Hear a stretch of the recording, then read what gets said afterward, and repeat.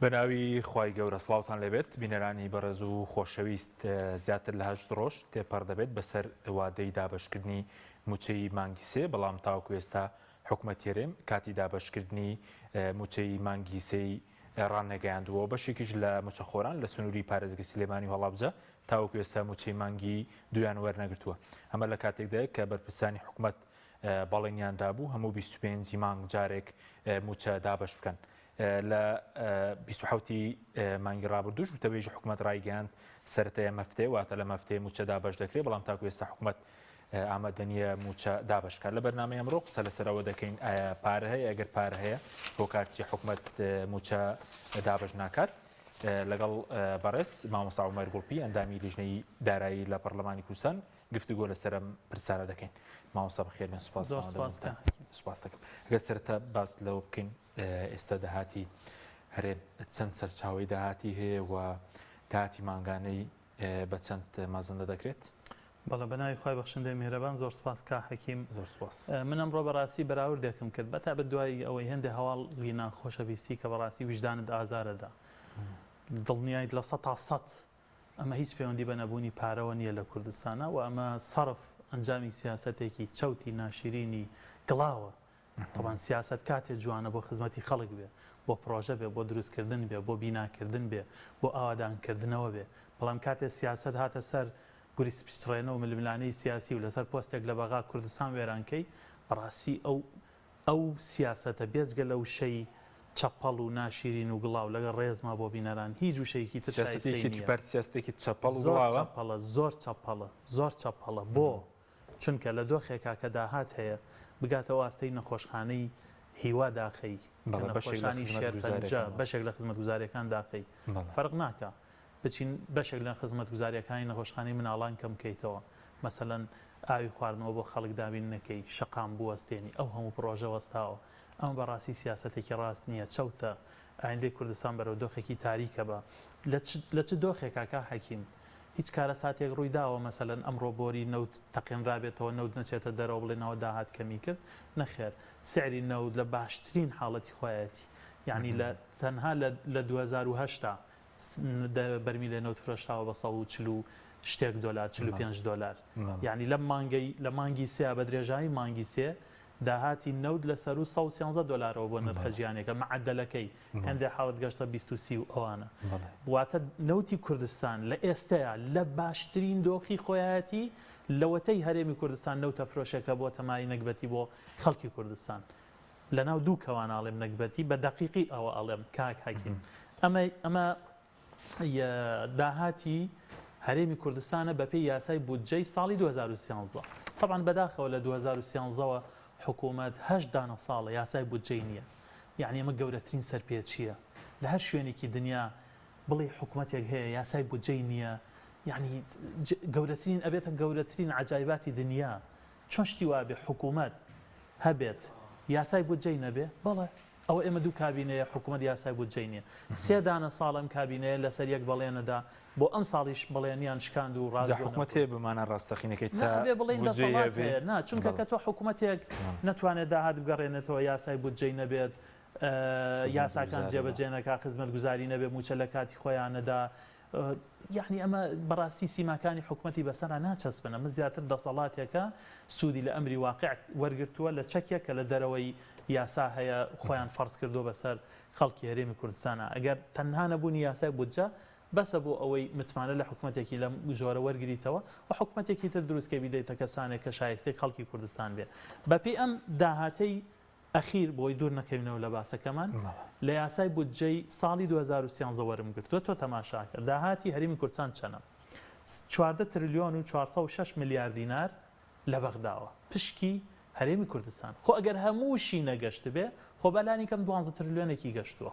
ئەمە یەک دووەم لە داهاتی خۆماڵی ئەو کاتە ناویان ناوە خۆماڵی داهاتی گومرگ و باج و ڕسوماتوار هەمووی 651 میلیارد دینار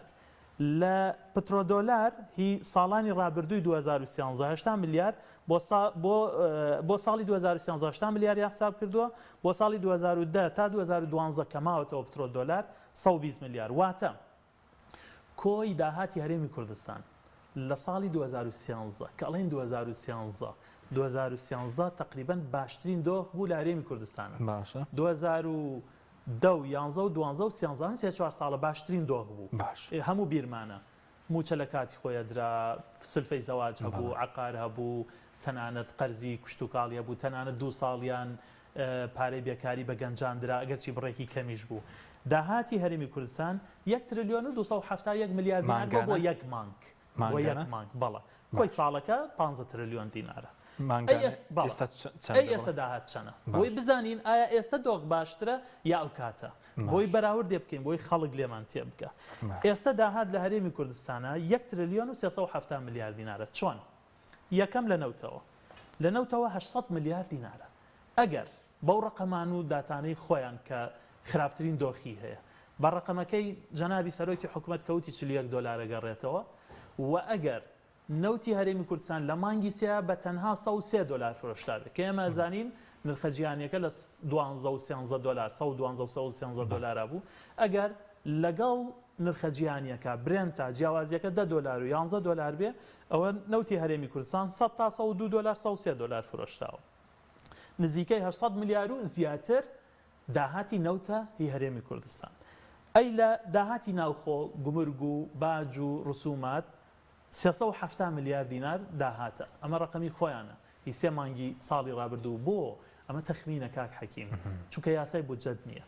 وەزارەتی دارایی ڕقمت ناداتێ وەڵامی دروست ناداتەوە. ئەمە بە دەیان بەڵگە ئێمە سەدان بەڵگەمان لەبەردەسە کە وەزارەت ئامادەنیە ڕقەمەکان بەڕێکوپێکی و لە کاتی خۆیان ئاشکرا بکە. لە بەغدا 200 میلیاریش هات هی موچەی مانگی سێ هی پارەی مانگی سێ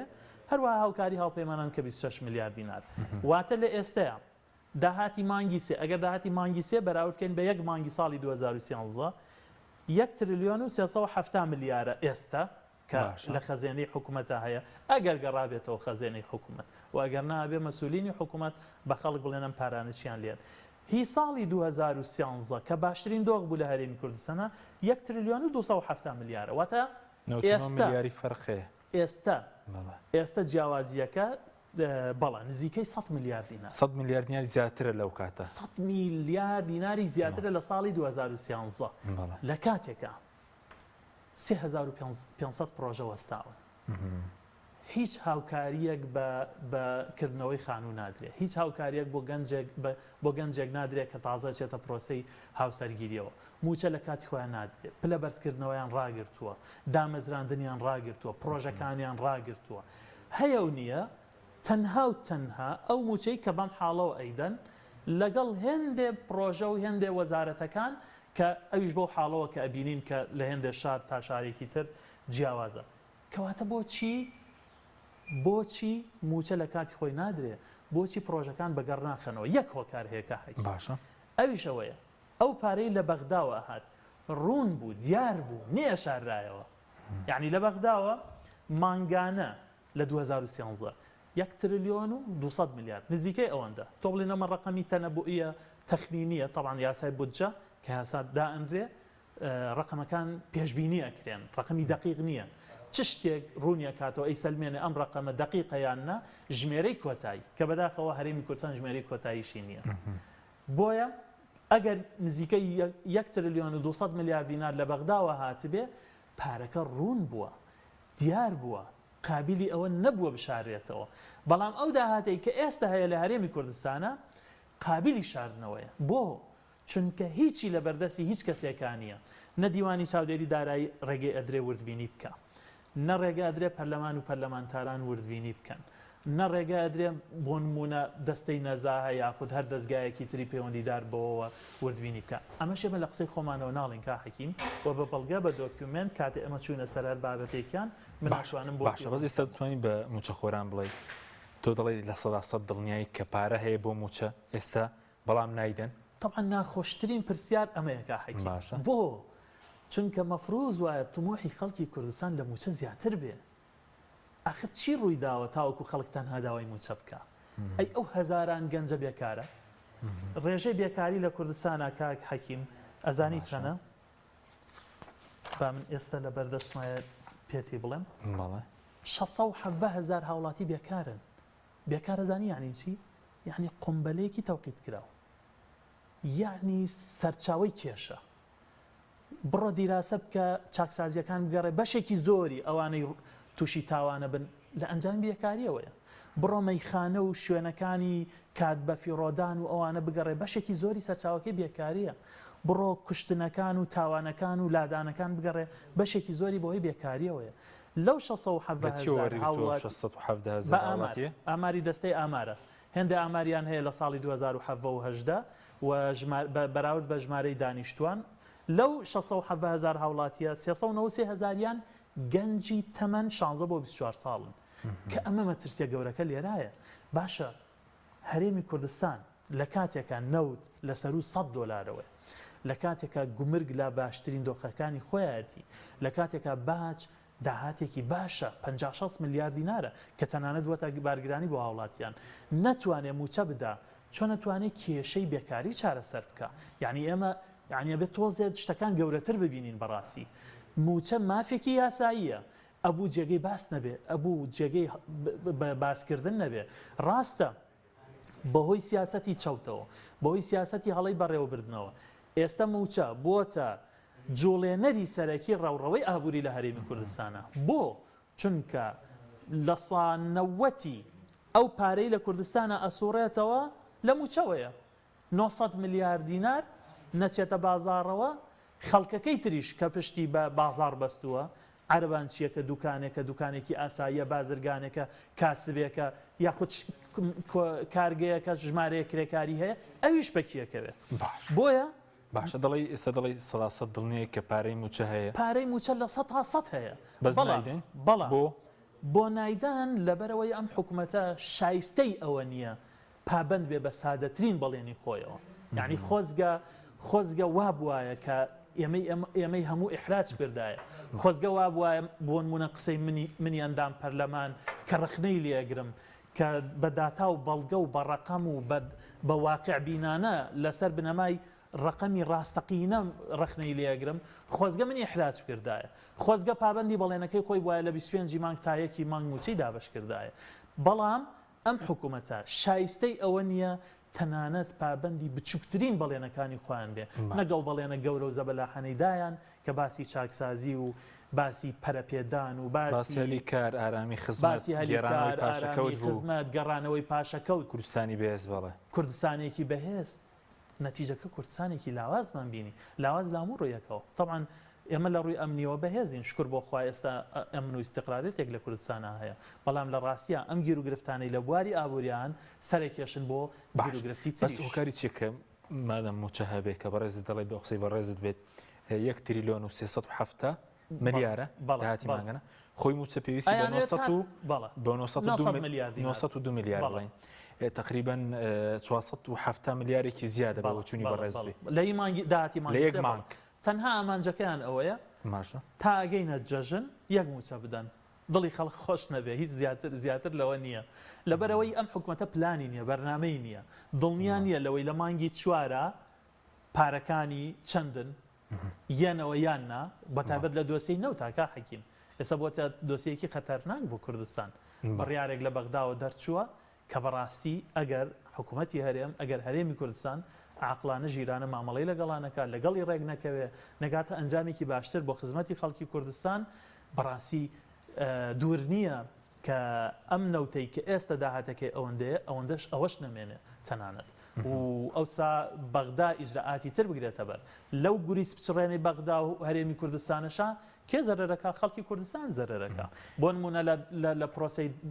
دانەغاز و شکاتەکانی دانەغازات 2 میلیارد دۆلاری دۆڕان حکوومەت کێ زەرەری کرد خۆ لە باخەڵی ئەوان و نەوەکانی ئەوان و خێزانی ئەوان دەرناچێت لە باخەڵی خەڵکی کوردستان دەرەچێت باش بەس ئامادەی ڕوبەڕووی بەرپرسانی حکوومەت بیەوە کە دەڵێ ئێستا داهاتەکە داهاتی بڵین هەرێمی کوردستان 400 میلیاری نزیک 470 میلیاری زیاترە لە موچەی مانگانەی موچە خۆرامەتەواوی بەڵێ ئێمە لە 100 تەحەدای سەرۆکی حکوومەت و جێگرەکەی وەزیر دارایی دەکەیت تەحەدای سەرۆکی حکوومەت جێگری سەرۆکی حکوومەت وەزیری دارایی وەزیری پلاندا هەر وەزیرێکەوانی هەڵی بژێرن هەر میمبەرێکەوانی هەڵی بژێرن یانە پەرلەمان با فەرمونون نەخێر لە میدیایەک هەڵە بژێرن با فەرمونون نەخێر ئەگەر تەنانەت کاکە نە ئێمە و نە ئەوان دیوانی چاودێری دارایی بە هەڵبژێرن دیوانی چاودێری دارایی دامەزراوەیەکی سربەخۆی کوردستانە نەسەر بە ئۆپۆسیۆنە نەسەر بە دەسەڵات و حکوومەتە کارەکانی پیشەیانەکە با ئەوان هەڵی بژێرن با من یەک ڕستەی دیوانی چاودێری دارایی بۆ بخوێنمەوە تا حەکیم لە بواری نەوتا بزانە دیوانی چاودێری دارایی چی ئەڵێ ئەمە من بڵێ کاری دیوانی چاودێری دارایی چاودێریکردنی بواری دارایی بە پێی یاسا هەموو دامەزراوێک لە کوردستانە ملکەتە بۆ وردبینیکردن و پشکنینی چاودێری بۆ دەستگایە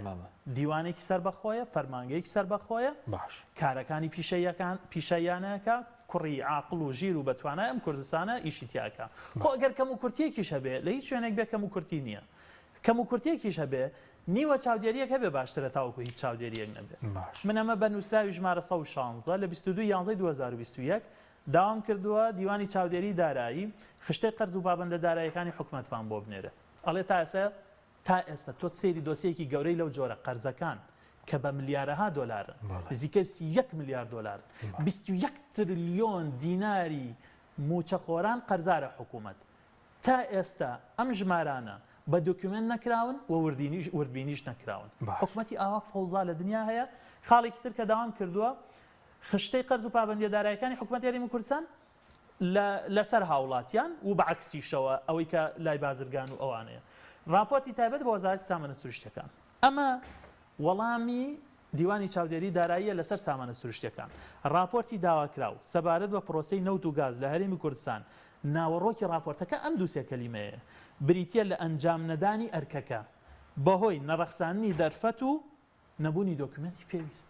ئەو دوێنی چاودێری دارایی وەزارەتی سامانە سروشتیەکان حکوومەتە لە ناو حکوومەتە ناک حکوومەتە لەسەر و حکوومەتەوەیە تەنانەت ئامادە نییە یەک لەتە کاغەز بداتە دیوانی چاودێری دارایی ئامادە نییە یەک لەتە کاغەز بداتە پەرلەمان بداتە هیچ دەستگایەکی کە چاودێری بکە ئەمەی دیلۆی بەڕاستی حکوومەت خۆیە خەڵەتیانێت دواتر لەسەر دیلۆی قسە دەکەین بەس بەڵێ ئەوە ئەنجامی پشکنین و هەموو پشکنین و وردبینی دۆسی نەوتە لە کوردستانە ئەم لاپەڕەیە کاک حەکیم ئەم دووشەیە وەزارەتی سامانە سروشتیەکان دەرفەتی نەدا دۆکیومنتیشی نەخستە بەردەست حەدایان دەکەی ئەو دیوانی چاودێری دارایش قبوڵتە هەر حەکەمێکی وەسیط لە نێوان ئێمە حکوومەت و دەسەڵاتە قبوڵمانە لە وردبینی دۆسیی نەوت لە وردبوونی دۆسیی گومرگ لە هی باج لە هی ڕسومات لە داهاتەکانی هەرێمی کوردستانە باش هەرێمی کوردستان لە ناو تاریکیەکی تاریکە ئەژی لە دۆسیی داهاتەکانیە هیچ دۆکیومنتێک نییە هیچ بەڵگەیەک نییە ڕوونی بکاتەوە داهات چەنە ئەمەی دیلۆی دوای ساڵێک لە پرۆسەی نەوت ئیعلانیەکە تەنها بۆ حکوومەت خۆی باشە ئەزانی بۆ هەردوو حیزبی دەسەڵات لەبەرەوەی متمانیان بەیەک نییە بڵێ چەند بەرمیلم فرۆشتووە تەنها بۆ ئەوان باشەکە حەکیم چونکە نەوردبینی کراوە نە خەڵکێک لە کوردستان تەنانەت دیلۆیت خۆی نووسیوێتی لە لاپەڕەی یەکەمە ئەگەر تێبینی بکەی ئەڵێ دیلۆیت بەرپرس نییە لە بەردەم هیچ دەستگایەکی سێمە لایانی سێمان نە لە کوردستان نە لە هیچ شوێنێکی دنیا واتە نە لە بەردەم پەرلەمانە بەرپرسە نە لە بەردەم خەڵکا بەرپرسە نە لە بەردەم داگاکانی کوردستانە واتە ئەم راپۆرتانە هیچ قیمەتێکیان نیە بۆ خەڵکو بۆ ڕایگشتی باشە پێناچێت تۆ خۆت گومانتە لەو داتانی دیلۆیتش چونکە ئەوەی کە بڵاوی کردوتەوەی ساڵی ڕابردوو لەبارەی نەوتەوە ینی بڕوا پێکراونین نەخێت بە هیچ داتاکانی پشتڕاست نەکراونەتەوە بە هیچ کەس پشتڕاستی نەکردوونەتەوە بەسیترین شتکە حەکیم ئێمە نووسراوەکەین پرسیاری زۆر سادە لە وەزارەتی سامانە سروشتیانەکانە باش ئەڵێن مانگی ڕابردوو چەند بەرمیل نەوتت فرۆشتووە معقولە وەڵام نایەتەوە ئەڵێ پرسیار لە ئەنجومەنی هەرێمی نەوت و گازکە ئەنجومەنی هەرێمی نەوت و گاز 5 بەڕێزن دوانیان لە یەکێتین یەکێکیان لە گۆڕانە دوانیان لە پارتین دوو دانە ساڵک هەر کۆبوونەوەیان نەکردو ئەسڵا هەر ئەنجومەنەکە پەک خراوە ئەو یاسای ژمارە 22 ساڵی 2007 کە محکەمەی فیدراڵی هەڵی وەشاندەوە ئەڵێ نادەستوریە ئێمە کێشەمان لە کوردستانە ئەوەیە هەر جێبەجێی ناکەن هەر یاساکە جێبەجێ ناکەن لەو یاسا یەکێک لە دامەزراوەکان کە هەیە ئەنجومەنی هەرێمی نەوت و گازە ئەم ئەنجومەنە بێ سیاسەتدانێ پلاندانێ ئەبێت وەڵامی ئێمەی پەرلەمانتاران و خەڵکی کوردستان بداتەوە ئەبێ سەرپەرشتی پرۆسەی نەوتکە ئەبێ کۆمپانیاکان دروستکە ئەبێ یارمەتی وەزارەتی سامانە سروشتیەکان کە ئەبێت شەفافیت بەرقرارکە ئەم ئەنجومەنە هەر ئەسڵەن کۆنە بۆتەوە بۆیە ئەم راپۆرتانەی دیلۆیت تەنها بۆ چاوەشەکردنی تەنها بۆ متمانەی نێوان هەردوو حیزبی دەسەڵاتە باش لەسەر نەوت و داهاتەکەی و پشکەکانیان هیچی کەنا پشکەکانیان لە ڕێگەی چیەوە چونکە زۆرێک لە گەندەڵی لە کوردستانە شکڵێکی قانونی کراوە بەبەریا بۆ نمونە یەکێک لەوانە ئەو کۆمپانیانن لە چوارچێوەی خزمەتگوزاری پرۆسەی نەوتە و بەرهێنانی نەوتا کارەکەن ئەوەی پەیوەندی بە گواستنەوەی نەوت لە شوێنەکەەوە بۆ شوێنێکی تر بەتەنکار ئەوەی پەیوەندی بە خزمەتگوزاری خواردن و ئاو لە ڕووی تەکنیکی و ئەوانەوە دامی بابڵین کۆمپانیا گەورەکانەکەن بەشێک لە پارە و داهاتی ئەم وڵاتە لە ڕێگەی ئەوەوە ئەڕۆ بەس ئەگەر راپۆرتەکەی دیلۆت هیچ بڵێن نرخێکی نەبێت خۆشی دەڵێ بەرپرسیار نییە تەنها بەرپرسیار لە بەردەم ئەنجومەنی وەزیران نەوەکو لایانی سێم ئەی بۆچی بڕپارێکی نادرێت بە دیلۆیت لە داهاتێریم لە بەرامبەر ئەو وردبینیە ئەو بڕەپارەش بەزایدرێ داهاتی نەوت راپۆرتەکانی دیلۆی نەبووتە هۆیەوەی $1 بگەڕێتەوە بۆ خەڵکی کوردستان یعنی ئەوە تا ئێمە بینین 13 راپۆرتی هەیە تا ئێستا نزیکەی چەند ساڵێکە لەو 13 راپۆرتە تا ئێستا چونکە حکمەتی وردبینی چییە؟ حکمەتی وردبینی ئەوەیە پرۆسێکی کارگێڕی ژمێریاری قانونی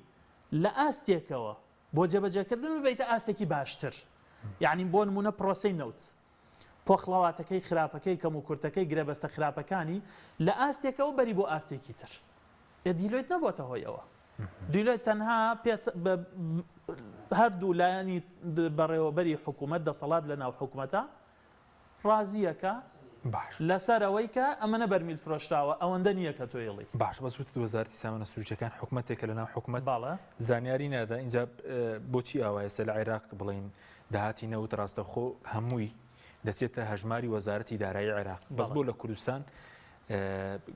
بڕێک وەکو لە ناو وەزارەتی سامانە سروجەکانەوە خۆ ئەنجومەنی وزەن بڕێک لە داهاتی نەوت دەدرێت بە وەزارەتی دارایی موسیبەتی کوردستان ئەم دۆسیەی نەوتەیە طبعا نەوت نیعمەتە لە بنەمایە ئەگەر دەری بێنی بە یاساییانە ئەگەر لە پێناو بەرژەوەندی گشتیە ئەگەر شەفافەتی تیاوێ و ئەگەر هەموو پرۆسەکە بۆ قازانج و خزمەتی خەڵکی کوردستان بێ و ئەگەر بیرکردنەوە استراتیجیەکە بۆ ئەوە بێ نەوت بفرۆشی خزمەتی خەڵکی پێ بکەی نەوکە خزمەتی خۆیان و حیزبەکانی حکومڕان و بنەماڵەکانیان و ئەگەر بیرکردنەوە استراتیجیەکە ئەوە بێت نەوت بفرۆشی پرۆژێ وەبەرهێنانی بۆ پێدروستکەی ژێرخانی ئابووری پێدروستکەی هەمووی نیعمەتی گەورەیە هێندێک وڵات لە دنیا وایان کردووە و ئێستا نەوت بۆیان بۆتە خێروبێرێکی گەورە تەنانەت دەستیان لەوەش هەڵگرتووە بودجە سەرەکیەکان لە نەوتەوە بێ ئێستا پشت بە سەرچاوی ترە بەسن بۆ داهات بەهۆی پەرەپێدان بە پیشەسازی و بازرگانی و گەشت و گوزار و کشت و کاڵ لە هەرێمی کوردستانان سەرڕای ئەوەش نەکراوە بەڵام نەوت بۆ خۆی دۆسیەکی تاریکە تەماشا یەکەم نادیاری کۆی داهاتی نەوت بە درێژایی ساڵ نە پەرلەمان نە دیوانی چاودێری دارایی هیچ کەس نازانێت تەنها ساڵی جارێک دیلۆی دیێت هێندە ڕقەمی ئەعلانەکە ئەویش ڕقەمی گشتین هیچ کەس نازانێ ئەمە بزەبە دوایە یان نا ساڵی ڕابردوش ئەوە ئی ساڵی ڕابردوش یعنی ئێمە لە ساڵی 2022 سێ مانگ نەوت فرۆشراوە هیچ کەس نازانێ بەرمیلی بە چەند فرۆشراوە داهاتەکەی چەند بووە چەند دەدرێتە وەزارەتی دارایی و لە هەر هەمووشی خراپتر ئەوەیەکە هەموو پرۆسەکە وەزارەتی سامانە سروشتەکان خۆی بەڕێوەیە بە ڕاستتر وایە بڵێن چەند کەسێک لە ناو حکوومەت و دەسەڵاتە لە بنەمایە نابێ وابێ شتی وایە بڵێ شوێنێک وەزارەتی سامانە سروشتەکان خۆی پارە بدا بە کۆمپانیاکان بە هیچ جۆرێ شتیوان وەکو ئێستا لە عێراق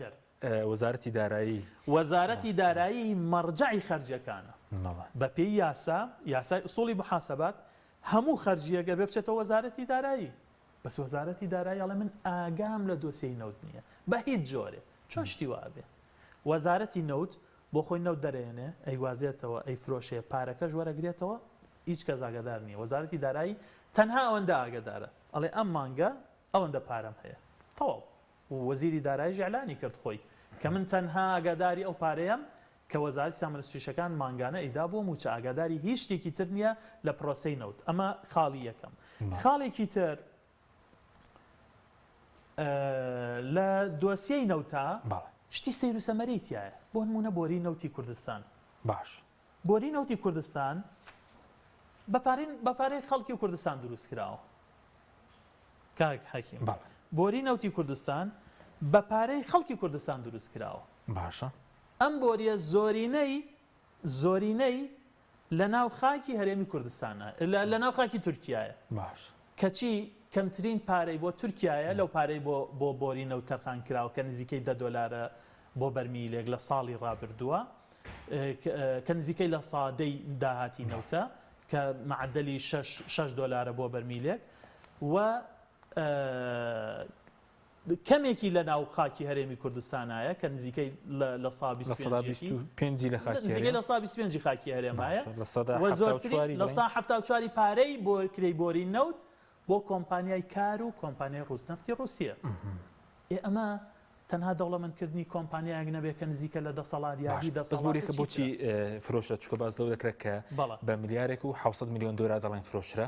بۆریەکە پێشتر سەداتشری کۆمپانیای کار ملیارێک و $700 میلیۆن حەزم کردۆ بڵێ ئەسڵی هەموو بۆریەکە بە ملیارێکی $700 میلیۆن دروست کراوە فرۆشراوە بەم دوو کۆمپانیای کار و ڕۆژنەفت بەڵام تەنها بۆری لە ساڵی ڕابردووە $840 میلیۆن بووە واتە بە 2 ساڵ قیمەتەکەی دەرێنێتەوە ئەمە چی یعنی کەس شێتی شتیواکە لەگەڵ بەس لە عێراق شتیوە هەیە بڵێن لە ناو خاکی خۆت نەخێر پارە بدەی بەکرەی بۆری لە سەدانەوەی ئێستا لە بەپێی دیلۆیت بێت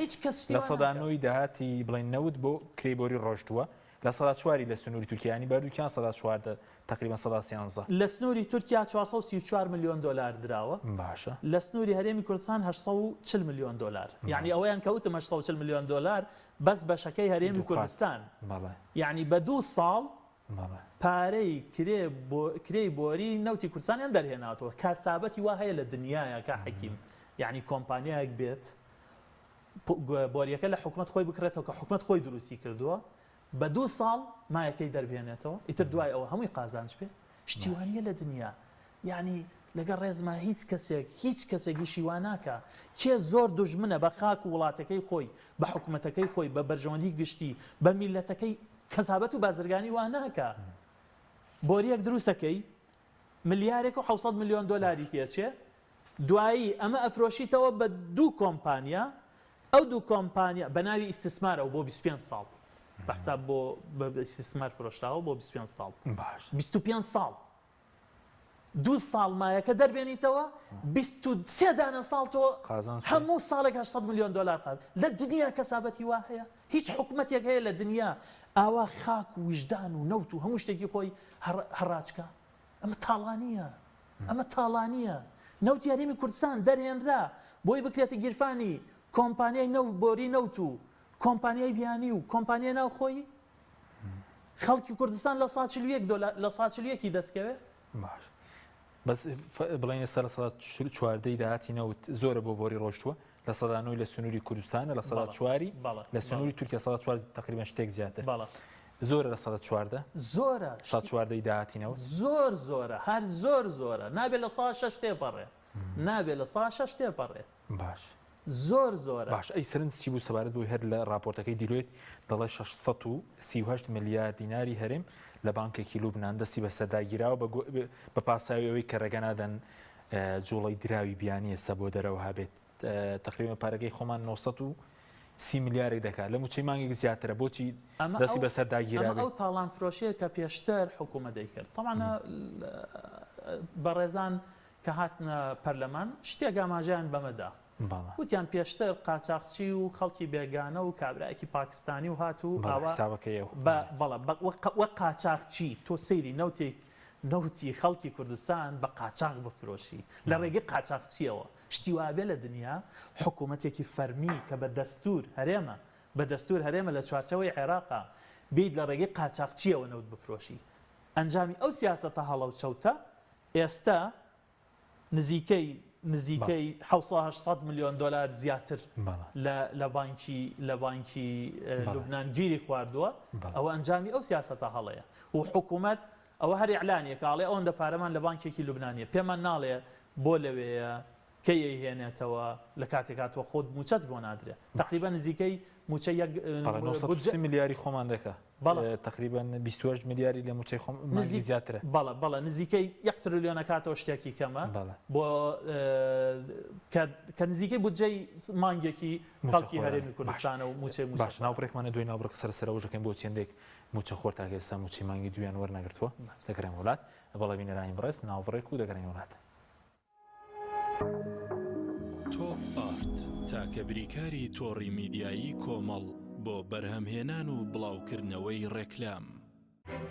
کارگەی ئاوی سلێمانی تازەترین بەرهەمی خستە بازاڕەوە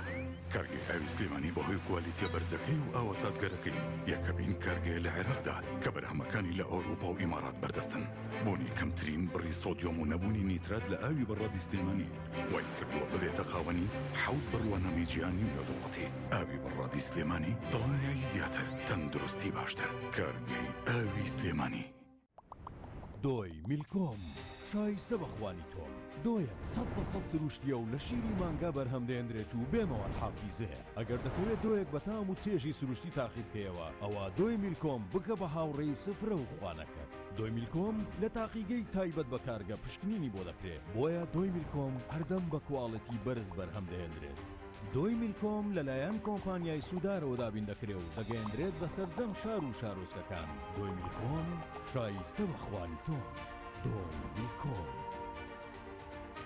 کۆمپانیای سوودار بریکاری سەرەکی لە کوردستان و عێراق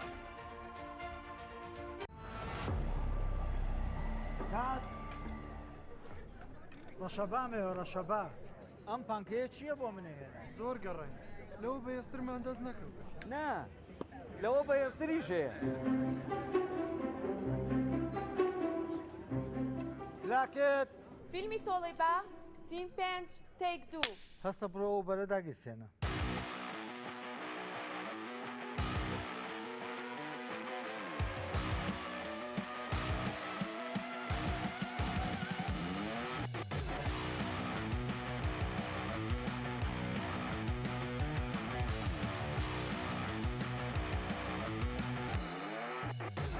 کات ئەوە بەرە کوژێنەرەوە نەفرە بنێر ئەوە کتەرە بێنێتەوە ئوبەر لە هێزدا تۆڕنادۆیە لە ساردیا بەستەڵێکی باکوور ئەپلیکەشنی بۆ دابەزێنە بە ئاسانی دایگیرسێنە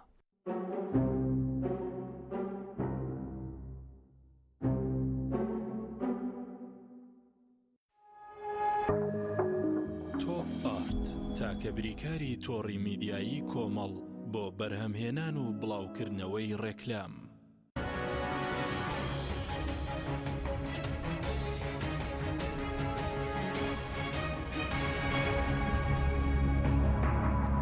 جارێکتر سڵاوتان لەبێت بینەرانی بەڕێز مامۆستا پێشتر باس لەوە کرد کە پارە بۆ موچەی مانگی سێ ئامادەیە و بەڵام حکومەت دابەشی ناکە ئەی موچە خۆرانی تا ئێستا بەشێکیان هەندێک وەزارەت هەیە بۆ وەزارەتی ڕۆژنبیری لە 150 وەرگرتووە لە سنووری سلێمانی لە پارێزگای هەڵەبجە لە سلێمانی بەشێک لە موچە خۆران تاکو ئێستا وڵین موچیان تۆ بزانخانی شتێکانی شاندێکیان هی مانگی دوو هۆکارەکەی چییە خەلەلەکە لە هەولێرە لێرەیە لە سلێمانیە چی؟ طبعاً کا حەکیم بە شێوەیەکی گشتی کوردستان گیرۆدەی دەسەڵاتێکی ناشایستەیە بە خەڵکی کوردستان هەرچی ناولێنەی ناوی لێ بنێ و حکوومەتێکی ناشەفافە یاساکان جێبەجێ ناکە سیستم جێبەجێ ناکە یاسای بودجەی نییە داهاتەکانی ئاشکرا ناکە خەڵکی کوردستان لە دەست قەزا و قەدەری ئەم حکوومەت بە شێوەیەکی گشتی بۆیە موچە هەواڵە و مشدەیە و ئەم هەفتە ئەدرێ و هەفتەی داهاتوو ئەدرێ و بەم جۆرێ لە ناو ئەم سیستەمە خراپ و شێواوە سلێمانی دووجار باجەدا دووجار ئابلۆقەی لەسرە جارێ باجی یەکەمی هەموو حکوومەتە خراپەکە باجی دووەمی ئەو دەسەڵاتش کە لە سلێمانی هەیە ئەم پارە لە بانکەکانی سلێمانی بۆ دیار نییە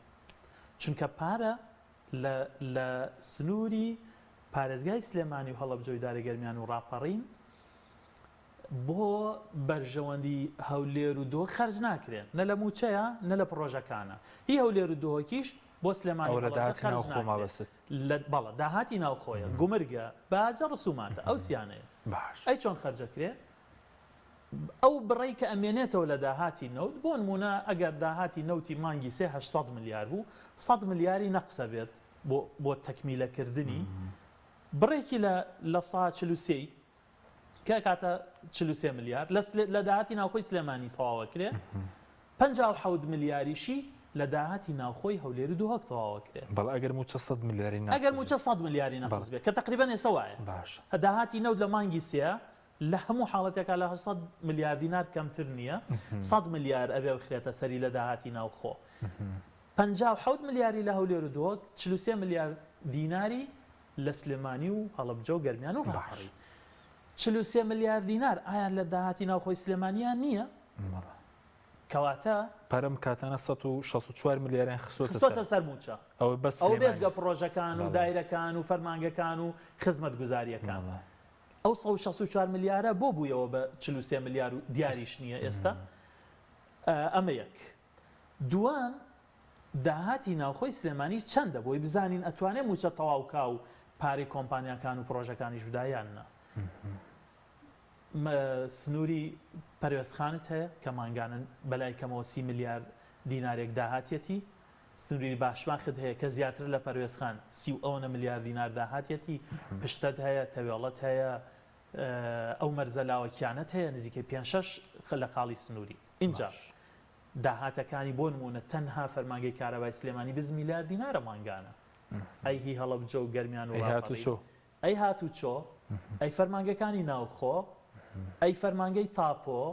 ئەی باج ئەی ڕسوماتەکانی تر کە تۆ چیتە نەخۆشخانەیەکیش تەنانەت ئەو وەسڵەی ئەی بڕیەوە داهاتە بۆ حکومت ئێستا خەریکە نەخۆشخانەکانیش بە جۆرێک لە جۆرەکان کراونەتە تایبەت بە ناوی نیمچە تایبەتەوە کە بەداخەوە ئەو پارانە خەڵک ئەیدا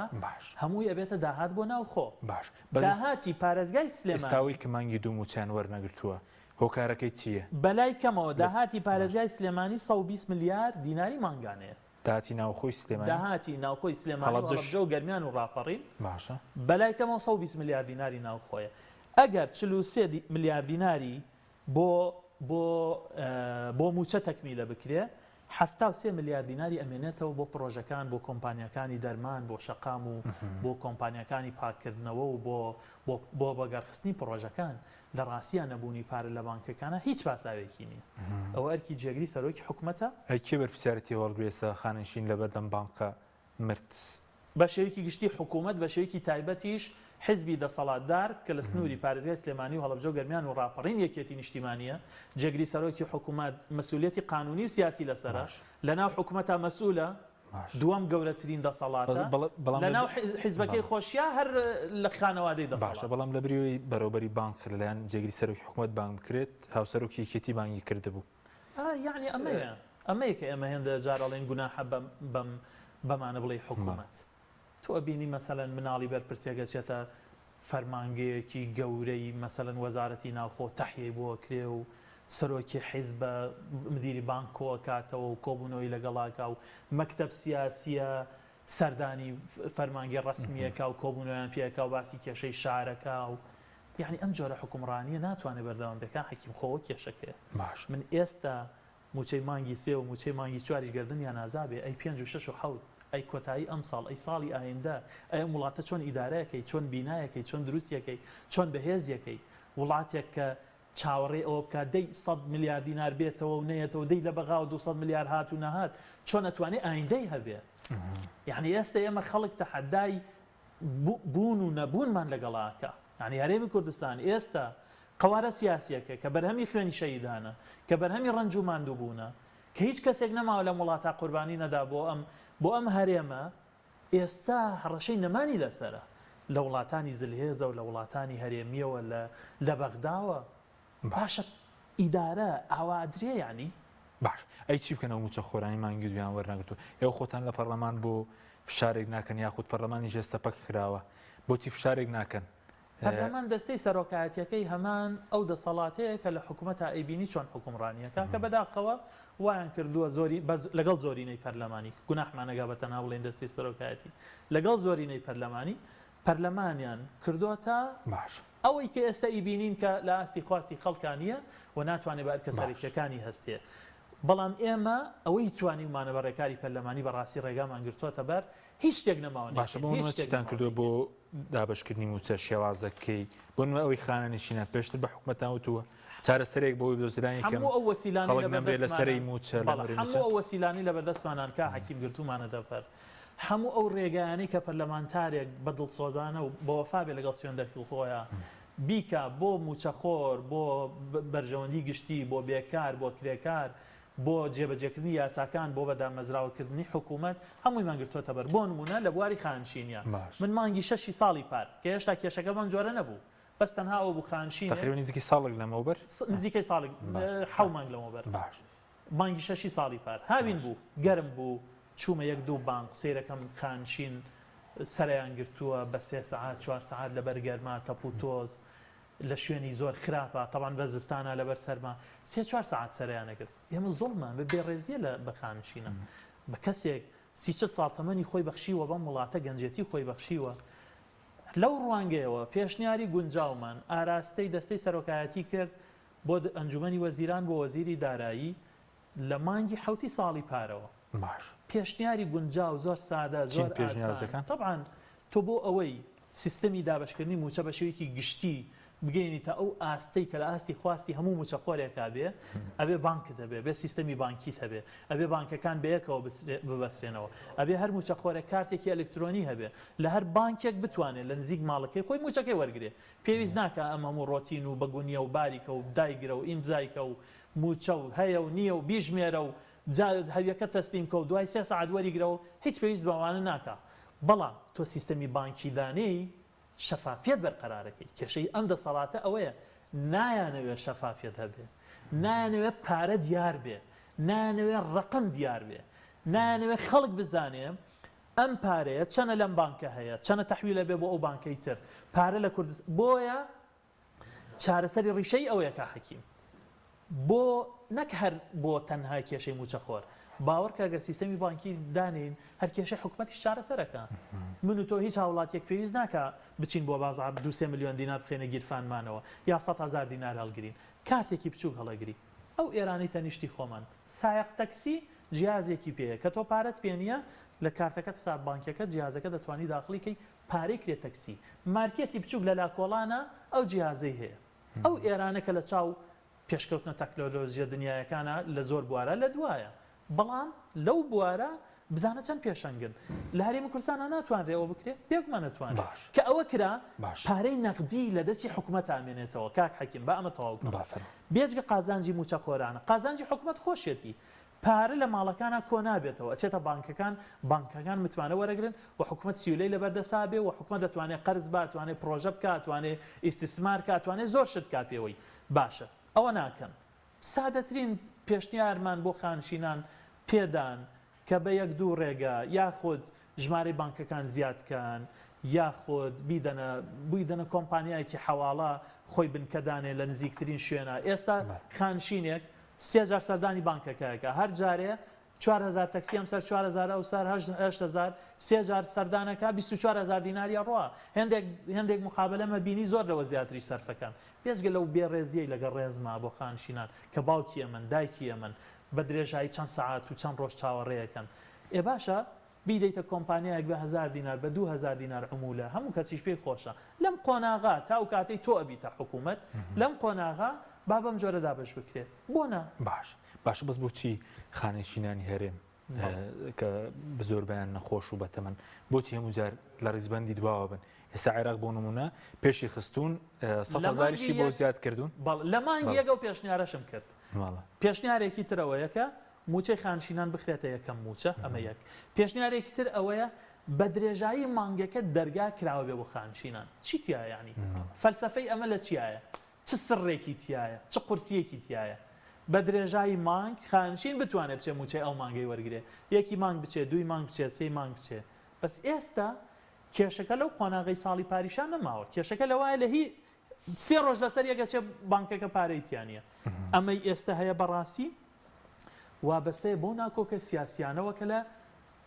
لە بەغدا لەسەر پۆستەکان هەیەە لە کوردستان هەیەە لە پێناو بەرژەوەندیەکان باشە دەمی سەرنجی لەبارەی بابەتێکی ترش سەرنجی بزانەوە ژەوەیە کەم ڕوو لە سلێمانی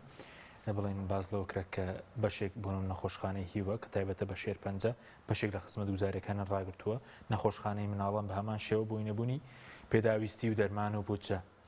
ئەمە هۆکارەکەی چیە؟ ینی باردۆخەکەشتەوەی کە پێشتریش بڵێن سوتەمەنی گران بوو نان گران بێ سەوەشی بێتە سەر بۆ هاوڵاتی کا حەکیم ئەم هەواڵانە هەر هەمویان ناخۆشن بەس بەڕاستی هێندێ بابەت هەن زۆر ئینسانی یعنی یەکێک لەوانە نەخۆشخانەکانن یعنی هەر حکوومەت و دەسەڵاتێک دەست بەرێ بۆ کەمکردنەوەی خزمەتگوزاری نەخۆشخانەکان سیاسەتی چەوتیان ببێتە هۆیەوەی حەبوو دەرمانی نەخۆشێک ببڕێ ببێتە هۆی چارەسەری نەخۆشێک ببڕێ ببێتە هۆیەوەی خزمەتگوزاری لە نەخۆشخانەیەکدا بکرێ لە بەشێکدا بکرێ بەڕاستی ئەو حکوومەتە شایانی ئەوەیە بەرنەفرەتی خەڵک بکەوێت لە دنیا و لە قیامەتیژی خوای گەورە و حکوومەتێکی ئاوایی دامەی نابێ دڵنیا بە دوعای 4 نەخۆشی مەزلومی هەژار گیرابێ لە دنیاە وایان بینی لە هەرچی ڕژێمی گەندەڵ و دیکتاتۆرە خراپتر ڕسوابن لە کوردستانە و لەگەڵ ڕێزما بۆ بینەرانی بەڕێز ئەخ ناکرێ نەخۆشخانە بکەیتە قوربانی ململانەی سیاسی پارەت نییە یەکێک بێت کێیان زۆر عاقڵە زۆر خۆی بە مەسئول ئەزانێ لە حیزبەکەیە لە حکوومەتەکەیە بێت بۆ خەڵکی ڕوون کاتەوە بۆ پارە نیە لە بانکە چ ڕووداوێک ڕوویداوە ئایا مەسەلەن نەوت دابەزیوە نەخێر شەڕت هەیە لەگەڵ لایەنێکی بێگانە دەرێکی نەخێر شەڕی داعشیش بوو تەواو بوو ئایا مەسەلەن گومرگەکان وەستاون دەرگات لەسەر داخراوە نەخێر خەڵک پارە نابا لە ڕسومات لە ئاو لە کارەبا لە تاپۆ لە هاتوچۆ لەوانە نەخێر ئیکەواتە پارە هەیە دزرێ کەواتە پارە هەیە گەندەڵی نایڵێ کەواتە پارە هەیە ململانەی سیاسی نایڵێ یعنی تخوا حیزبێک